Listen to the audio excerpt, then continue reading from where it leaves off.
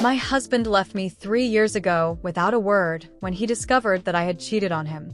I never had any kind of closure, and today I found out that he is already married and has a baby on the way. I'm 35 years old and aware of my mistakes. I know I ruined everything. He is 36, and we had something beautiful. He is still the love of my life. We were together for 10 years.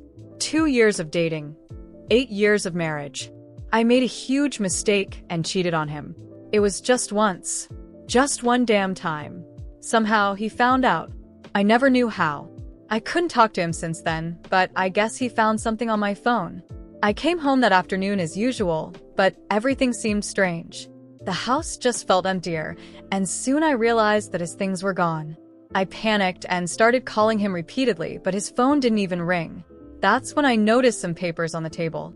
He was asking for a divorce, and under the papers there was a note that said, "This is what you do to traitors."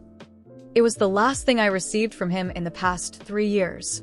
I called his lawyer's contact, which was the only means of communication between us, but he just told me he was the legal representative and that my ex didn't want to see me. I cried, got angry, but in the end, the lawyer just said it would be better for me to hire my own attorney. But I refused.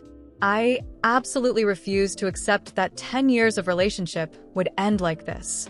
I know I was wrong, but I always wanted to fix things. I know that if he gave me a chance, I could make that sweet and special guy I met over 10 years ago fall in love with me again. I'm sure I could win his forgiveness. After all, many couples go through similar things and overcome them. Why couldn't we be another couple in that statistic? Why, after 8 years of marriage, am I discarded like trash for one mistake? I don't deserve such indifference. I haven't been able to see him or hear his voice for 2 years. 2 years without being able to see or talk to the person I love most is too great a punishment. The situation has devastated me emotionally, mentally, and even physically. I ended up consuming an unhealthy amount of alcohol, going weeks with poor eating or sleeping habits. I was like a zombie for months, functioning on autopilot. I wanted to die, but I couldn't let myself die because I always clung to the hope that he would come back. My therapist says it's very difficult when you can't close a chapter in a relationship because your mind can't process that the relationship is over. So you always think that person will show up at your door, that you'll wake up from a dream, and they'll be by your side. The divorce was finalized over a year ago, and I'll be honest, I didn't make it easy. I didn't want to get divorced, and to this day, I don't understand how we managed to get divorced. I requested couples therapy, but he refused. I know from my lawyer that his lawyer suggested he go at least once or twice, but he didn't want to. It took a long time, but the divorce finally happened. I can't even describe the feeling I had, and still have. It's like a piece of me was ripped away. I know I hurt him. I know I failed. I think everyone deserves a second chance. When I couldn't bear the pain any longer, I decided to start therapy. My therapist doesn't give me advice on how to win him back, just focuses on helping me move on with my life, encouraging me to meet new people and go on dates. But I don't want to. At this point, I'm not even interested in the physical act of love. A few days ago, something happened that completely destroyed me. I was drinking some beers with my friend at home. Let's call her Nikki.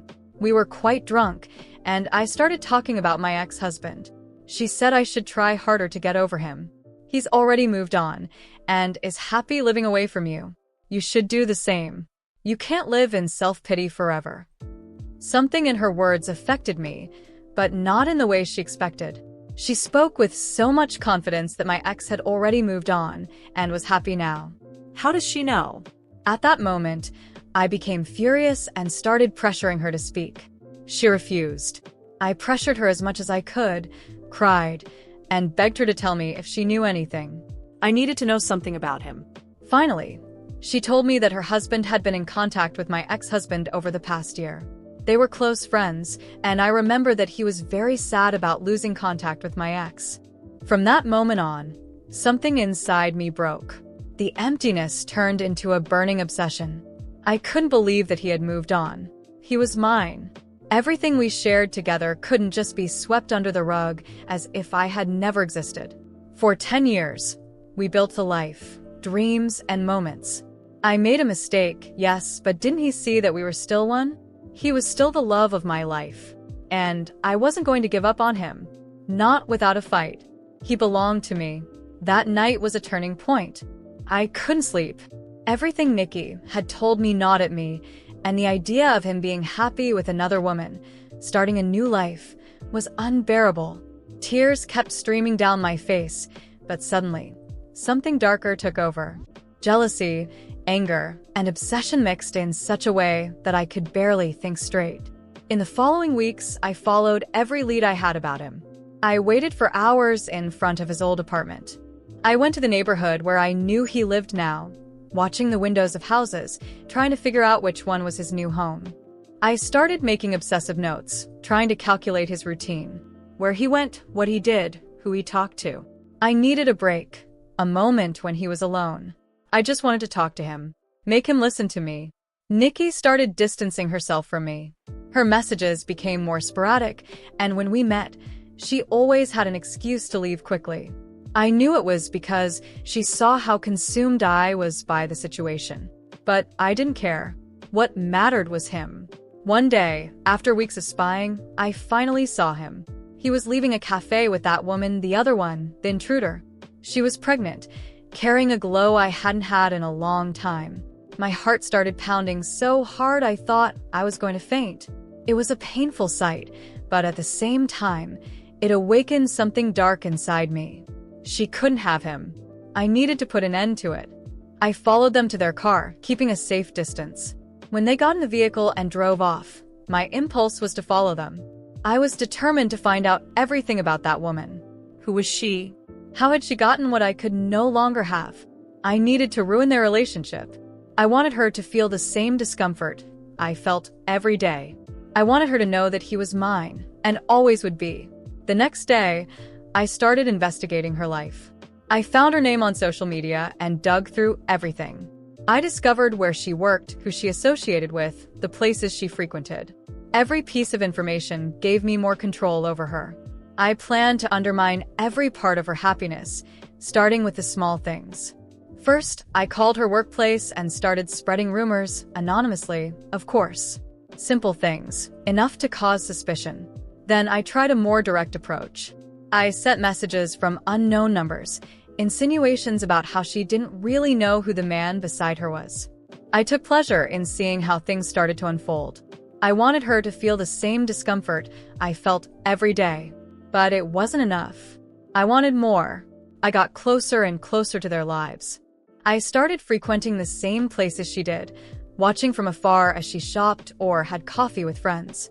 Every moment was torment, but also fuel for my hatred and obsession. And then I made my fatal mistake. One day, in a fit of jealousy and desperation, I decided to confront the woman directly. I went to their house. I parked on the corner and waited for her to go out for her morning walk, which I now knew was a regular part of her routine. When I saw her leaving, I approached, trying to appear casual. But adrenaline was coursing through my body, and as soon as we crossed paths, I exploded. "Do you know who I am?" I asked, my voice filled with disdain. She looked at me, confused and frightened, but said nothing. "I am his ex-wife, the true love of his life. Everything you think you have with him, it's nothing compared to what we had." She took a step back, trying to distance herself, but I didn't back down. I stood in front of her, staring directly at her swollen, pregnant belly. It disgusted me. What should have been mine was now hers. "You'll never be what I was to him. You'll never be able to replace what we had." She finally opened her mouth to say something, but before she could, I continued. "You're just a pastime. He's with you because I made a mistake, but he still loves me. He will never love you like he loved me. He's mine. Do you think this baby will keep him? You don't know him like I do." She started crying, and at that moment, I felt a sick satisfaction. I had hurt her, but then something terrible happened. I didn't know he was watching the whole thing. He was standing at the front door, watching the scene. His eyes had not a trace of love or regret, only contempt. "Go away," he said, his voice low but firm. "I never want to see you near my wife, my house, or my family again. You made your choice, and now you're paying the price." But we can still. I began to stammer, desperation rising in my throat. No. It's over. Forever.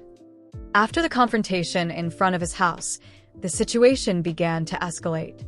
I was so obsessed with reversing things, with reclaiming what was mine, that I started acting with blind desperation. But the truth is, things only got more complicated. A few weeks later, I received a letter from his lawyer informing me that he had requested a restraining order against me. At first, I was in shock. How was this possible? I wasn't doing anything but fighting for my love, my relationship. I believed I was just trying to correct a mistake and save something precious. And now I was being treated as a threat. The fact that he had resorted to legal measures against me made me feel even more wronged. How could he be so insensitive? The restraining order wasn't just a formal document. It meant I couldn't come near him, his wife, or any places they frequented. In my mind, this was an attack, an attempt to silence me, to completely expel me from his life. I couldn't understand why he couldn't see that I was just trying to fix things. Meanwhile, rumors about their marriage started to circulate. I learned they were planning a ceremony, a celebration of a new beginning for them. The idea that he was about to get married, and I was being so definitively excluded gave me a sense of urgency. I had to do something. I had to show him that we were still meant for each other, that our love hadn't been in vain. So, I made a desperate decision. I would go to the ceremony. I knew this violated the restraining order, but the feeling of injustice and the need to prove that he still loved me were stronger than any fear of consequences. I needed to see with my own eyes and try to talk to him, to try to convince him that what I did was an isolated mistake and that he could still forgive me. On the day of the wedding, I wore a simple dress, not wanting to draw too much attention. I was there to talk to him, not to cause a scene. I arrived at the venue early and managed to hide among the flowers and bushes that decorated the place. I waited patiently, my mind racing with all the possible words I would say to him. Finally, when the ceremony began, I approached the area. I saw him there at the altar, next to the woman I hated so much. The smile on his face was like a cold blade to my heart. They were about to seal their fate together, and I couldn't let that happen without trying my last move. When the officiant was about to start the vows, I raised my hand and shouted, "Stop. Please stop. He can't do this." He still loves me. I know he still loves me. The ceremony stopped immediately, and all eyes turned to me. People began to whisper and move, clearly uncomfortable with the situation. My ex-husband looked at me with an expression of anger and disdain. "You shouldn't be here," he said, his voice cold. "You are violating a restraining order. Leave before I call the police." I continued to plead, trying to explain that everything I did was out of love. I wanted to scream that he didn't understand, that he needed to give me a chance. But the woman, now clearly upset and distressed, began to cry and begged him to control the situation. With the venue's security approaching and the atmosphere growing increasingly tense, I was forced to leave. I was escorted to the exit under the watch of the security guards, and his look as I was removed was the most painful of all. I felt like I was fighting for something that was mine, but no one seemed to understand. I still believed what I was doing was normal. It was a battle for what I loved, and they were stopping me. After being expelled from the venue, I returned home, more devastated than ever, but with a lingering sense of injustice. I still didn't believe I had done anything wrong. I was just fighting for my love, my relationship, my happiness. I decided to write a post on a forum, asking readers for their opinion on what I had done. I needed to know if I had truly made a mistake or if I was simply not being understood. I know many of you will judge me, but I really need help. I went to a wedding I shouldn't have been at and violated a restraining order just because I still love my ex-husband and feel I should have a chance to fix things. It was a desperate decision, but I want to know if anyone here thinks I was really wrong. I'm lost and don't know if what I did was right or wrong. Any opinions?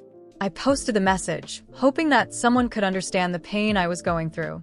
And while waiting for responses, I felt a mix of regret and certainty that, somehow, I was just trying to correct a mistake that cost me the love of my life. Those who listen to this story, do you think I acted correctly?